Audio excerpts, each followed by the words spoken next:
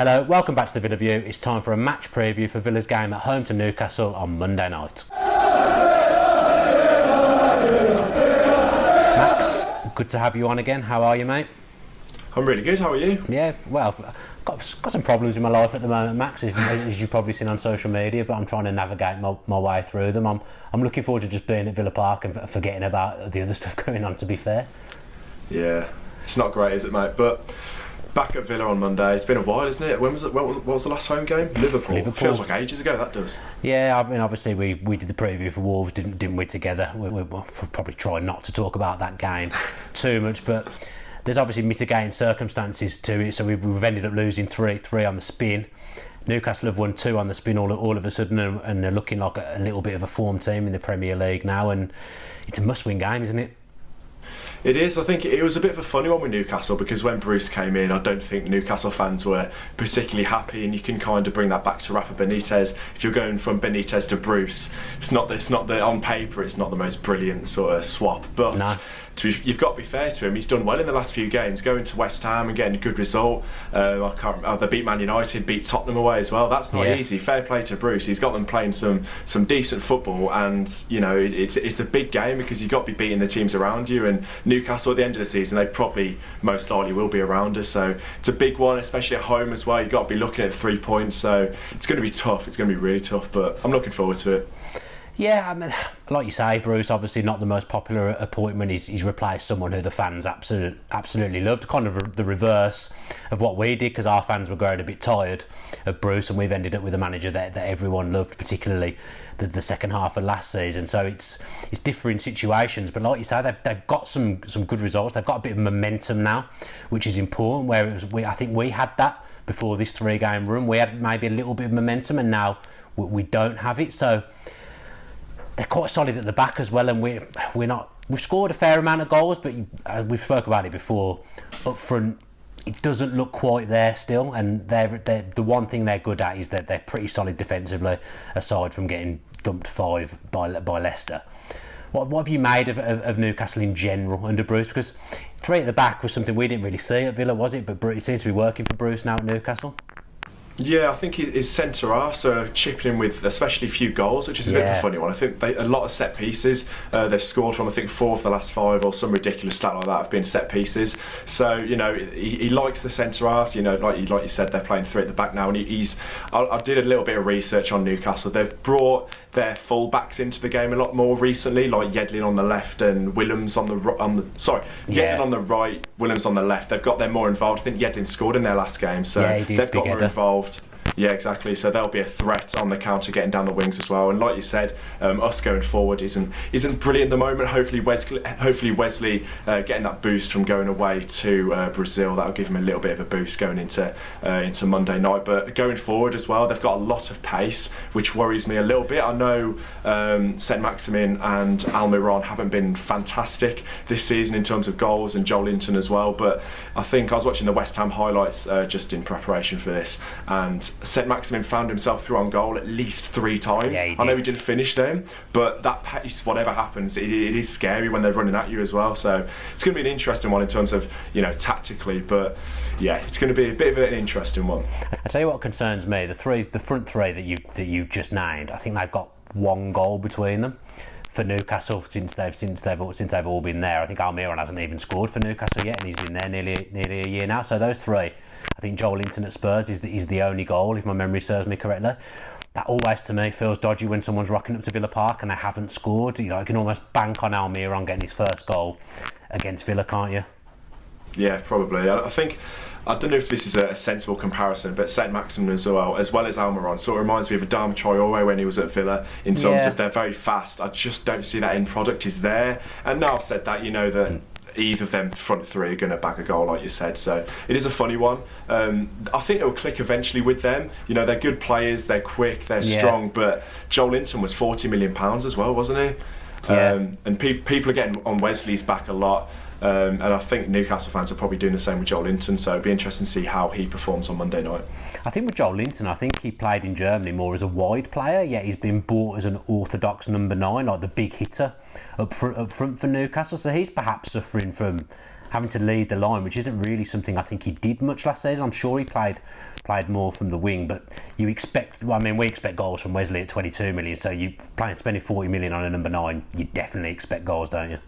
He's a big lad as well, isn't he? Yeah. Am I getting that right? He's a big, he's a big unit, so I think that would suit Bruce if you looked at it on paper. So, you know, it will come eventually for him. I think like Wesley as well. I just think he needs time, and the players around him as well aren't firing for him, so I don't think that'll help. But, you know, I think it will come eventually for him. I'm sure about that. They're quite a workman-like side, really. I mean, the front three are supposed to be the flair players, but the midfield, for want of a better word, is pretty ordinary. They've got the Longstaff brothers in there now, obviously give a bit of vibrancy and a bit of youth, but there's not much creativity in the middle of the park. Whereas if you look at us in the middle of the park, obviously we've got an international superstar. McGinn scored a hat-trick on the international break. Hopefully he can carry that form forward. But the big one is, although he'll probably be playing from the left, is that Jack's back. Yeah, absolutely massive. I think I've said it quite a lot in games this season. I think the midfield is where we can beat sides. I don't think, obviously Newcastle don't have a lot of pace in that midfield. I think the creativity of Jack being back, he's going to be wanting to get firing once again. He was banging form before he got that injury at Man City. McGinn, like you said, he was firing, banging form on international break, scored a couple of goals. So he's banging form again. So on paper, I think we've got the upper hand on the midfield. I just don't know. It's a tough one, isn't it? You know, they're tough hitters, the Newcastle midfield, so it's going to be a tough one. But like you said, Jack's back. That's absolutely massive. You know, under the lights as well, he's going to be wanting to get us firing. So absolutely buzzing that he's back. What do you think we'll do team wise? Do you think Jack will come back in on the left, or do you think he'll be in the middle maybe?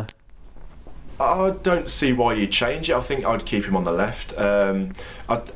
This is a funny one because someone came up to me at Wolves at half time and said, what do you think about Douglas Luiz? Because, you know, I don't really know what he is at the moment. I know against the Wolves in the Cup, I know it's against, you know, a load of kids, but he just looked like he controlled the play. He was spraying balls all over the place. But then at Man City, he looked like a more box-to-box player, whereas against Wolves in the Cup, like I said, he just kind of just sat there. So I think for me, I'd probably take Douglas Luiz out because he didn't look great against Wolves. I know nobody did really, but he was really poor. He found himself out on the left-hand side as well, which is a bit of a funny one at times against Wolves. So I'd put Connor back in 100%, like you. I absolutely love him. I just think, why break up that McGinn, Horahan and Grealish midfield as well? So yeah, I would play him on the left. I think getting close to Wesley as well, that's always going to help. So yeah, that's what I'd do. Because I've spoke about it a little bit in the podcast. It'd be interesting to get your thoughts. So when he replaced Connor with Luiz for the Liverpool and Man City games, I think it was, I thought, fine, okay, I get that. He's obviously going to tweak the system a little bit and play with two sitters, because I think Luiz's best position is sitting. I don't see him as that box-to-box player at all. That isn't what we did. Luiz came in for Connor and we're basically asking him to play the same role, and okay, I think he's got a bit of a shot on him, Luiz. Obviously he scored a couple of great goals for us, but I don't see him as an attacking player. I think he's a deep line player, and I thought he was, I mean, as we say, they were all bad, but I thought he was arguably the worst of the bunch against Wolves. And I'm obviously a big advocate of Connor as well. I like to see him in midfield, but I think Luiz's best position is when Nakamba's playing. But I think we need what Nakamba does there more than we need what Luiz does, if that makes sense.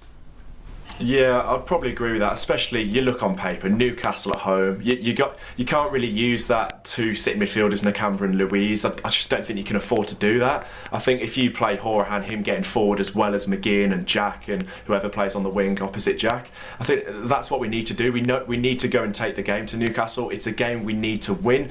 We are 17th. I know we're 3 points above the bottom three, but we need to be beating sides like Newcastle at home. Yeah. And I think if you play Horahan in there, he's more likely to either score or assist, because every time he seems to start, he just scores goals. That's what he does. I don't understand the stick that he gets ever. I don't get it. He's a creative player. He scores goals. That's his job. And obviously the set piece thing that we miss when he's not playing. So I would take Douglas Luiz out, maybe bring him on if we are 2 goals up, if that does happen. I'm not too sure, but I know Nakamba wasn't brilliant against Wolves as well, but no, I just think you've got to put Horahan back in there. Yeah, I mean, I agree, especially for a game like this at home against a team that's going to be around you, as you've said earlier. I think you want your players that have got the end product and the people that are more likely to score. So for me, that gets him in the team. Which winger would you drop? Tough one. I think neither of Trezeguet or El Ghazi were fantastic against Wolves, but Trezeguet getting the goal, he just, in the first half he was poor, El Ghazi was really poor. I think there was a time in the first half against Wolves where El Ghazi did really well and just booted it into the South Bank. That just kind of summed up his day, and I've talked about it a lot. I just think El Ghazi's a little bit too inconsistent for me. A couple of weeks he'll give you a 2 out of 10, and then 1 week he'll give you a 7 or an 8 out of 10, and we can't afford to do that. I'd probably stick with Trezeguet. He scored against Liverpool, he scored against Wolves, although it was a bit of a funny goal, but at the end of the day that will still get his confidence, boosted, and I just think he offered a little bit more in that second half against Wolves, so I'd probably stick with him. He's going to be confident going away in the international break as well. He's going to be bang up for it coming back to Villa, so I'll probably stick with Trezeguet. What would you do? I think the same. I mean, it's my buzzword at the moment. I say it on every video that I do, no matter what I'm talking about, but I just think momentum, and I think Trezeguet, like you say, he scored 2 in 2 games. I think he's got that momentum. He's got that confidence. I think both him and El Ghazi are quite inconsistent. I think that's just the nature of wide players and players of their ilk. But the 2 goals in 2 games, that I think Trezeguet for me. And I think on the other side, if you've got Jack on the left, I think Jack, Connor, and Target were starting to build up a bit of a relationship, down like playing nice triangles down that side. And I want to see that. And I feel like Trezeguet and Gilbert have perhaps can get something going together down that side as well. So it's all about making those relationships, making those partnerships, those trios, and I think we should win. Despite the fact they've won 2 games in a row, Newcastle, I think we've got the better side. I think we've got the more dangerous players. So I think it's a game we should be winning.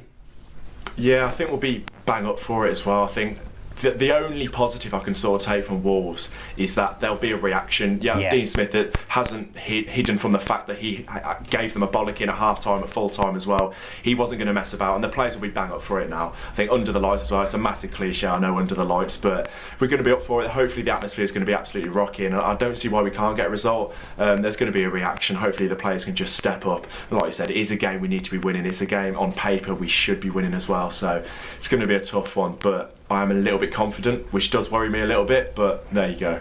Because we've got not the best run coming up of games again. I mean, I know all games are hard, but 3 not ideal fixtures following this, so you need to be taking 3 points. True. I think Man United away, if we were playing them earlier on in the season, I would have been confident, but when we go to Man United, they'll probably turn up and beat us in the last minute. Chelsea away as well, not easy at all. The return of Tammy Abraham. Leicester after that, not easy, and then Sheffield United, so it's not going to get any easier after this game, but which is why we need to pick up the points, just to get further away from that relegation zone, which is a little bit too close for my liking. Yeah, that is a horrid run of games. I've not even taken into account Sheffield United. Yeah. After that, Chelsea are banging form. Man U look like they've picked up a little bit. Leicester are flying. Yeah, that is not an ideal run of fixtures at all.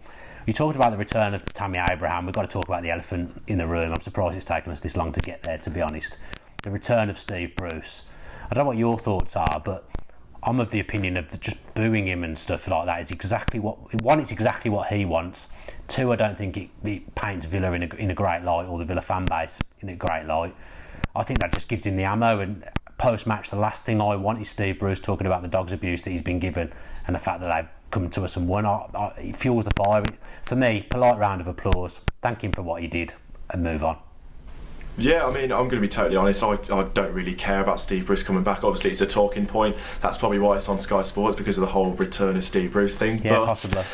I just don't really care. At the end of the day, I'm just focused on Aston Villa and hopefully us getting the 3 points. I know, in terms of Steve Bruce overall, I'm not too bothered. He came in when we were, lower ends of the Championship, and he sorted us out. He took us to a playoff final, and we were, 90 minutes away from returning to the Premier League. It's probably a blessing in disguise that we didn't get promoted because of the whole behind-the-scenes thing. But at the end of the day, he did a good job. It was just that final stage that he fell at, and then it all went a little bit sour after that. So I'm not really too bothered. I don't think booing him is going to help anyone. Like you said, if anything, that's just going to spur him on. I think we just got to get on with the job, get behind the boys, and hopefully we can just get the 3 points. I'd forgotten about this as well. It's just popped into my head. Bit of beef with Villa and Newcastle over the last 5 years or so. Well, probably over the last decade, actually, really. Yeah. Do you think that's still there? Isn't it? Do you think that's still be there? Possibly. I don't think so. I think it's clutching at straws a little bit, the whole thing, just because we sent them down. But no, I don't think there's anything there at all. Some fans will probably get behind it, but it doesn't mean anything to me at all. No. We'll finish with predictions. hit me with your prediction, Max. I don't know, I've been thinking about this, either 1-1 or 2-1 Villa. If I'm being sensible, I think I'd go with 2-1, but the old cliche, under the lights, hopefully the atmosphere will be really good. You know what, let's be confident. 2-1 Villa, McGinn to score because he always does, Wesley to bag as well. Oh, I like it. I'm going to go 2-0. I'm going to go with I'm going to go with the Everton vibe. Remember the night against Everton, the Friday night? What a night. I'm going to go with a vibe like that, hopefully. I feel like that's very overconfident, but that's what I'm leaning towards. That's what I'm going to go with. Hope so, mate. Anything to get the 3 points, that's the main thing. Exactly. Thanks ever so much to Max for joining us for the match preview. Again, if you want to subscribe to his channel, I'm sure you know who it is, Villa on Tour. They don't really need the subscribers, but as he's helped us out with the preview, I feel like I have to plug him. More importantly, subscribe to the Villa View with your post notifications on and comment below with your predictions ahead of the Newcastle game. We'll be there for fan cams on Monday night as well, so make sure you're coming in and saying hello to us after the game, and hopefully we'll be talking about 3 points to the Villa boys. That would be absolutely massive. Stick with the channel, stick with the Villa of the Villa. Up the Villa. If you enjoyed that video, why not watch another? Click the video choices on screen now to go and watch them in full. Be sure to subscribe to the channel by clicking our logo there on the left. Easy peasy.